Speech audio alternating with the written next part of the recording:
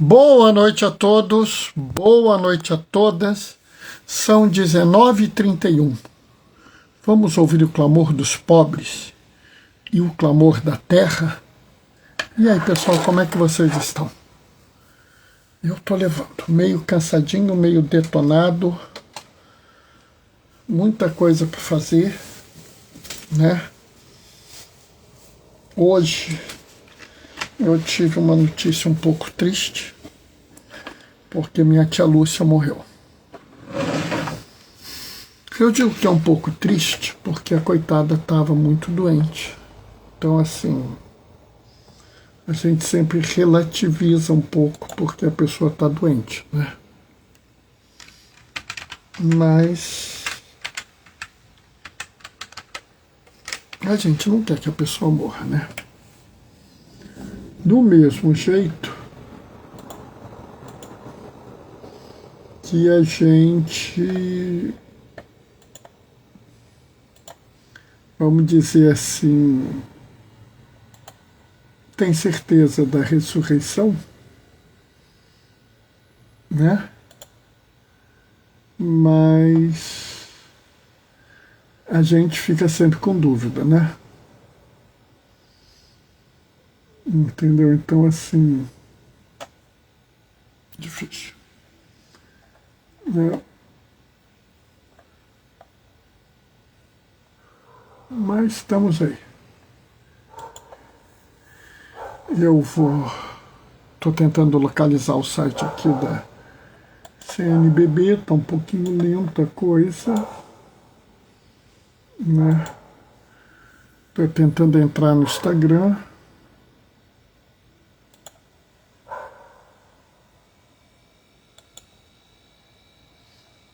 Né?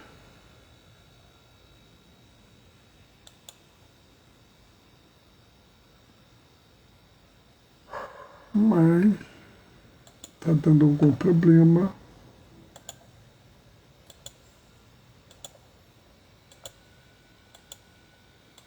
Eu estou fechando várias páginas, né? Quem é que entrou? Rodrigo. Boa noite, Rodrigo. Paz e bem. Eu tô aqui brigando para entrar no site da CNBB, Rodrigo. Mas está difícil hoje, né? Tá meio complicado hoje.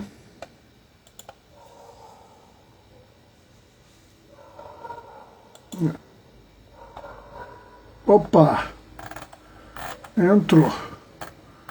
Entrou, mesmo que esteja entrando com o dia de ontem, pelo menos entrou. Agora eu vou colocar o dia de hoje, né? Terça-feira, dia 9, na hora que a gente tem que entrar mesmo. Então vamos lá. O Senhor esteja convosco. Ele está no meio de nós. Proclamação do Evangelho de Jesus Cristo, segundo Mateus. Naquele tempo disse Jesus a seus discípulos: o que vos parece? Se um homem tem 100 ovelhas e uma delas se perde, não deixa ele as 99 nas montanhas para procurar aquela que se perdeu? Em verdade eu vos digo, se ele a encontrar, ficará mais feliz com ela do que com as 99 que não se perderam. Do mesmo modo, o Pai que está nos céus não deseja que se perca nenhum desses pequeninos. Palavra da salvação. E uma pessoa pode olhar e falar assim: Bernardo, só tem 3 versículos. Né? São 3 versículos, é muito pouco. Como é que você vai fazer uma reflexão baseada em 3 versículos? Realmente, você olhando assim, parece muito pouco, né? Olhando assim, parece que não tem muito o que falar. Ainda mais se você considerar que essa leitura é muito conhecida, é muito falada, inclusive muito citada. Mas sabe, eu acho que tem sempre alguma coisa para falar sobre essa leitura. Por alguns motivos, né? Primeiro, pelo finalzinho dela. Do mesmo modo, o Pai que está nos céus não deseja que se perca nenhum desses pequeninos. Horas, aqui a gente tem que ter um cuidado todo especial. Porque nós estamos falando uma frase que talvez seja tão importante e as pessoas não dão atenção. O Pai que está nos céus não quer que se perca nenhum desses pequeninos. E no mundo que nós vivemos, as pessoas aceitam a perda dos pequenos, aceitam a perda dos pobres, dos humildes, das mulheres, dos pretos, dos refugiados, dos estrangeiros, dos imigrantes, da comunidade LGBTQIAP+. É totalmente aceitável essas perdas. É impressionante porque,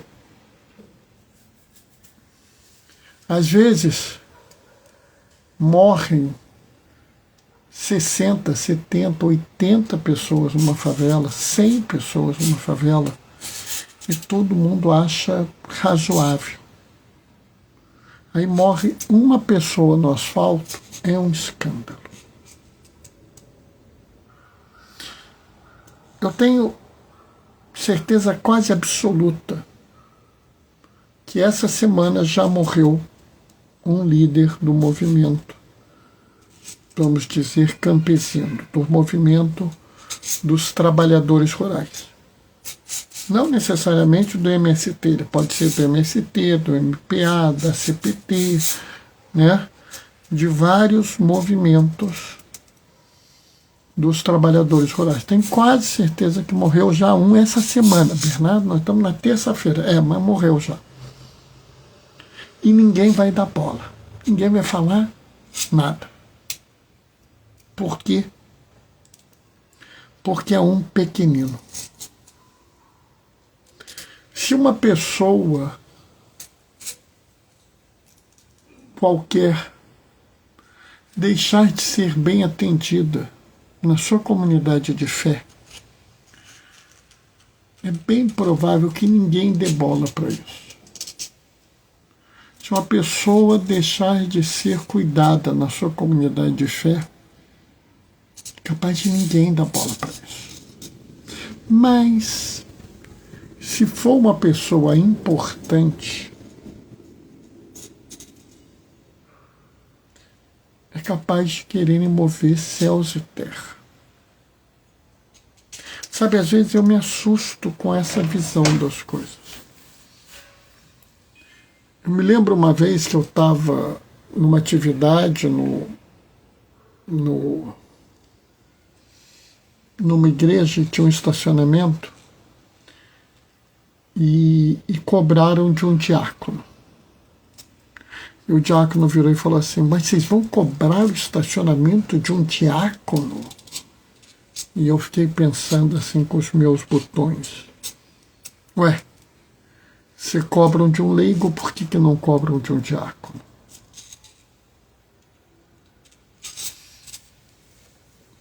É interessante porque a lógica divina é o inverso da lógica terrena. A lógica terrena acredita que há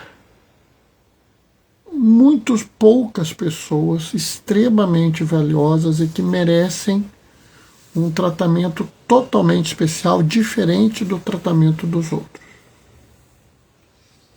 E existe um monte de gente insignificante ou pouco significante que não merece nenhum tratamento especial. Pelo contrário, merecem até ser deixadas para trás, abandonadas, esquecidas. Né? Me chama a atenção, por exemplo, se uma pessoa rica entrar numa igreja, ninguém vai reclamar. Se uma pessoa branca, bem vestida, com posição, entrar na igreja, ninguém vai dar bola. Mas se uma pessoa com roupas rasgadas, uma pessoa pobre, uma pessoa preta, entrar na igreja, vai ter gente olhando preocupada. Se for uma pessoa de rua, é capaz do pessoal ficar com medo de ser assaltado. Mas essa é a lógica terrena. A lógica divina é o oposto. A lógica divina é que todas as pessoas valem tudo. Todas as pessoas são iguais, valem iguais. Deus não faz nenhuma acepção de pessoas. Quem faz somos nós. Nós fazemos. Deus não faz. É impressionante a gente pensar isso que eu estou falando, porque eu vejo isso todo dia. Se eu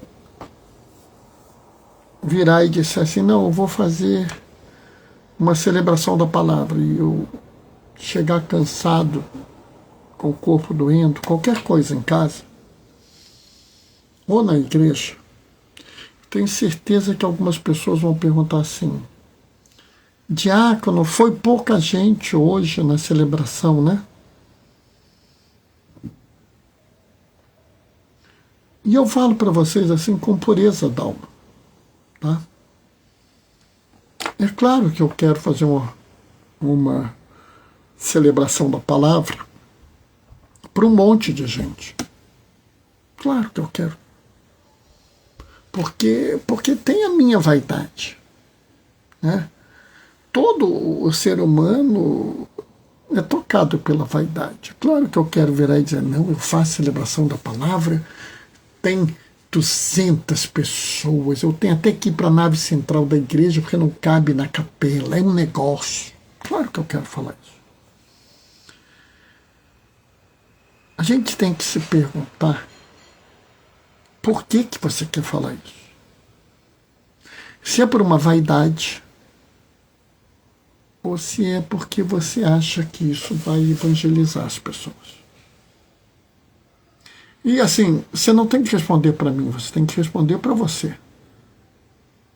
Mas voltando, se eu fizer uma celebração da palavra para 2 pessoas, para uma pessoa, e essa uma pessoa ouvir a palavra e a palavra mudar a vida dela, oi mozinho, boa noite, paz e bem, mozinho está lá na sala fazendo presépio. Isso mudar a vida dessa pessoa, se essa pessoa for tocada pela palavra, se essa pessoa olhar e falar assim, nossa, nunca tinha pensado nisso, eu vou estar muito contente. Eu vou estar muito feliz, eu vou achar que foi uma melhor celebração da palavra da minha vida. Porque Deus não quer que eu perca nenhum dos pequeninos. Eu acredito firmemente que uma pequena porção do povo de Deus foi a mim confiada. E eu tenho que cuidar dessa porção. E cada ovelha que eu não perder é maravilhoso. Sabe, existe uma dimensão que as pessoas ignoram nessa leitura. Elas se focam na ovelha perdida. Ah, fulano é uma ovelha perdida. Sim, tá. E você vai fazer o quê? Porque o fato dessa pessoa ser uma ovelha perdida só compromete a você. Você tem que achar essa pessoa. Você tem que buscar uma forma de levar essa pessoa para perto de ti. E depois trazer essa pessoa para perto de Jesus. Porque ninguém tem que seguir você. Eu falo para as pessoas, eu não quero ter seguidor nenhum. Ah, Bernardo, mas você faz live, você não quer ter seguidor? Não. Eu quero que vocês sigam Jesus. Eu quero seguir Jesus, vocês vão seguir Jesus e a gente vai andar junto. Talvez eu ande um pouquinho na frente, mas vocês não me seguem, vocês seguem a Jesus. O compromisso que às vezes eu acho que a gente esquece nessa leitura é o compromisso do pastor que deixa as 99 ovelhas e vai atrás da uma. Não é que ele despreza as 99, mas é que aquela uma é importante. Quando eu digo que a igreja tem uma opção pelos pobres, não raro as pessoas virem e falam assim, e os ricos não valem nada? E isso só demonstra que as pessoas ainda não entenderam o que o próprio Senhor falou. A opção é pelos pobres não necessariamente significa dizer que quem não é pobre foi preterido, foi deixado para trás, foi largado ou abandonado. Mas significa que os pequenos, os fracos, os indefesos, os humildes, os miseráveis, têm um especial lugar no coração de Deus. E aqui é mais importante ainda porque eu estou falando de uma realidade onde as pessoas são excluídas. Sabe, uma vez eu vi uma chache que você tinha um monte de ovelhinha com pelo branco, tinha Jesus e tinha uma ovelhinha colorida, com as cores do arco-íris, do movimento LGBT. E a ovelhinha vira para Jesus e fala assim, eu não estava perdida. É que as outras não queriam eu por perto. E sabe, aquilo me chama a atenção. Porque, na verdade, isso acontece muito. É muito comum nas comunidades de fé nós temos uma cultura de expulsar as pessoas de perto, de tirar as pessoas de perto de nós. Em vez de trazer as pessoas para perto de nós, é afastá-las, porque elas são indignas, porque elas se perderam. Vocês já ouviram isso? Fulano é um caso perdido. E aí eu ouço na passagem uma passagem que diz que o Senhor abandona as ovelhas para cuidar da ovelha perdida. Enquanto nós abandonamos a ovelha perdida e sinceramente cuidamos das ovelhas que não estão perdidas de forma insuficiente. Porque se a gente abandona uma ovelha perdida, a gente vai abandonar outra ovelha. Porque a gente cada vez mais só vai considerar as ovelhas boas, as lindas, perfeitas, sem mácula e sem defeito. E no fim das contas, ninguém é absolutamente lindo, perfeito, sem mácula e sem defeito. Ou seja, em algum momento, todos nós estaremos numa situação de imperfeição, de defeito, de pecado. E talvez, naquele momento que você mais precisa de ser buscado, buscada, ninguém vai atrás de você porque tem que cuidar das 99.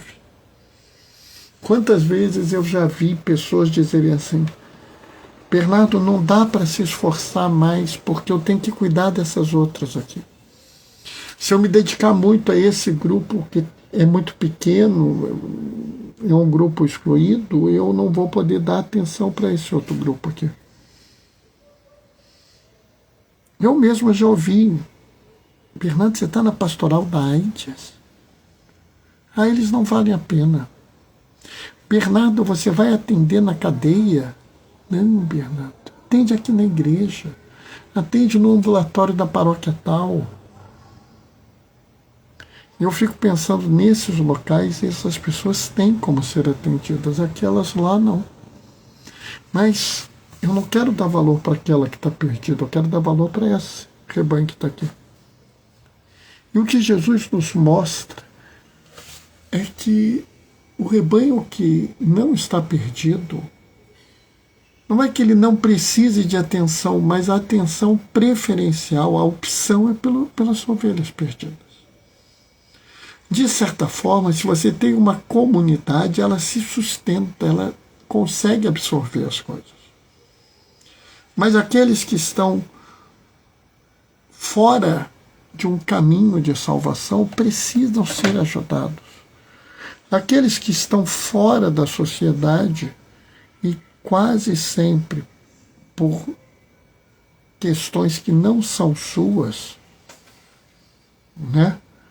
Eu achei muito interessante na Dilex T que o Papa Leão fala assim: as pessoas que não acreditam na meritocracia, porque ela só valoriza os méritos que elas não podem alcançar. Nota isso? Isso é muito importante, porque há um conjunto de méritos que a meritocracia valoriza. Há um conjunto de méritos que a comunidade de fé valoriza. Mas há pessoas que lutam batalhas terríveis, esforços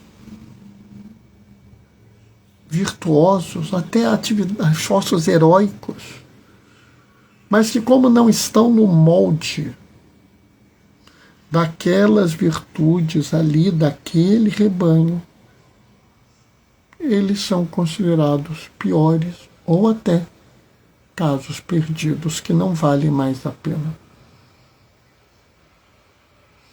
Eu fico pensando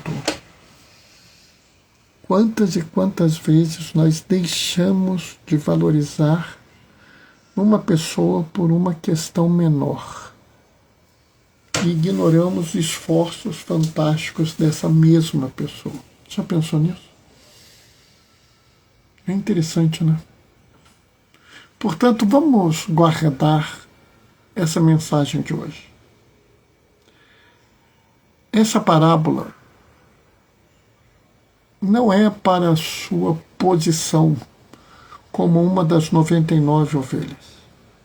Essa parábola, ela não fala sobre aquela pessoa que você despreza porque é uma ovelha perdida. Essa parábola fala para você que precisa sair do seu conforto, da sua tranquilidade, da sua segurança, e ir ao encontro da ovelha para resgatar essa ovelha e resgatar integralmente, totalmente. Jesus, quando curava, ele não curava só o espiritual, só o social ou só o físico. Ele curava integralmente.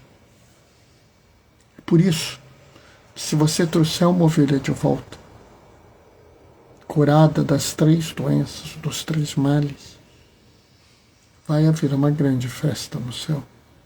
E como disse Tiago no final da sua carta, e a sua multidão de pecados será perdoada. Amém? Que horas são? 19h57. Bernardo, você falou pouco hoje, pessoal, mas eram 3 versículos, né? Bom, eu vou terminar por aqui. Amanhã a gente se vê. Amanhã eu vou fazer nova reflexão. Tá? Amanhã, quarta-feira, nova reflexão. Tá? Por enquanto eu vou deixar minha bênção. O O Senhor esteja convosco. Ele está no meio de nós, por intercessão de Vicente de Paulo.